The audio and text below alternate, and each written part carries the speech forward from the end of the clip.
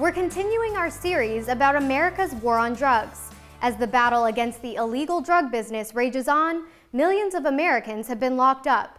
Today, Tom Hansen takes a look at how the war on drugs is flooding our prison system.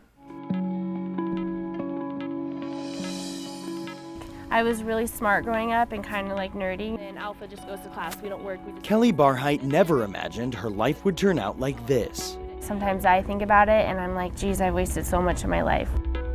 Spending her 21st birthday behind bars for crimes she committed in order to get drugs. I used meth from the age of like 15 to 16 and I got hooked on heroin when I was 16 and I've never been clean from it except when I had my daughter. And then I relapsed after having her. When was the last time you used it? Actually, tomorrow's my 6 months clean. I've been in jail for 6 months though. Kelly's crimes landed her here in Tent City, where prisoners live in repurposed army tents in the middle of the Arizona desert. We put many inmates in the Tent City, and they're all convicted, doing their time.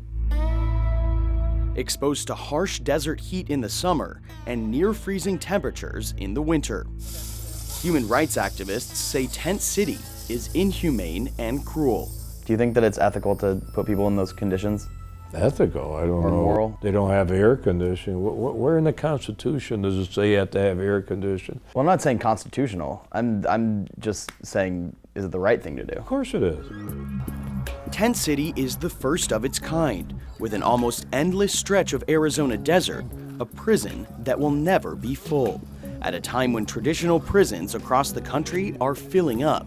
More than 2.3 million U.S. citizens are behind bars, and the U.S. makes up about 5% of the global population, but it holds almost a quarter of the world's prisoners. That's more than any other country in the world, more than Saudi Arabia, Iran, China, or North Korea.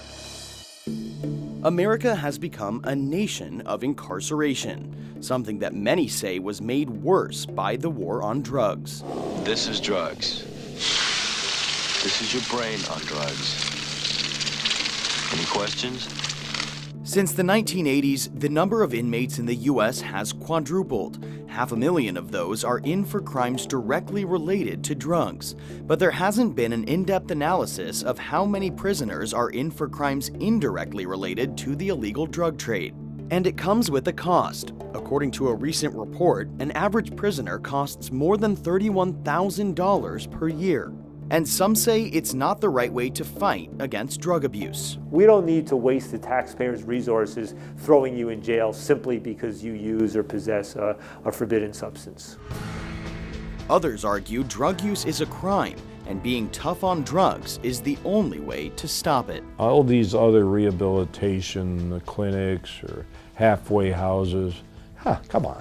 They go there at 8, they can go score right after they get out. You're not going to score drugs in the jail. But there's also a price on society. Hard time behind bars can make for a harder time to get back to normal life on the outside. I have to completely reevaluate because there's things that, what I wanted to be, I can't be because of my felonies. When they have felony charges, it most certainly limits their subsequent opportunity, just like anyone with a felony charge. Something that's taken a particularly hard toll on minorities, who critics say are unfairly targeted by U.S. drug laws. When the perception became that it was mostly Negroes in the South using cocaine, that's when you got the first prohibition laws. The marijuana prohibition laws, all about prejudice against Mexican Americans and Mexican migrants. So the driving force behind the war on drugs has been largely about race and ethnicity and xenophobia, much more than it's ever been about public health or public safety. According to data from the Sentencing Project, around 1 out of every 350 black people is put away for drug crimes. For Hispanics, it's around 1 out of every 730. That's compared to 1 out of every 2,200 for whites, despite the fact that numbers show white people have the same, if not higher, rates of drug use. But the tides are changing. President Obama, along with the U.S. Sentencing Commission, have pushed to ease up on harsh sentences for drug possession. We have to consider whether this is the smartest way for us to control crime and rehabilitate individuals. Sentencing reform. And a group of senators introduced the Sentencing Reform and Corrections Act of 2015, which does just that. It is a truly landmark piece of legislation.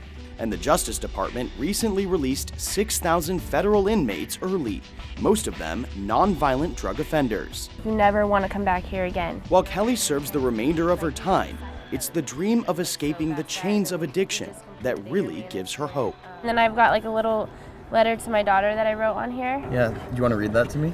I miss you more than I ever thought I could be possible. A promise to herself to remain drug-free, which in her words is a daily struggle. I promise I'll never leave you again. Tom Hansen, Channel 1 News.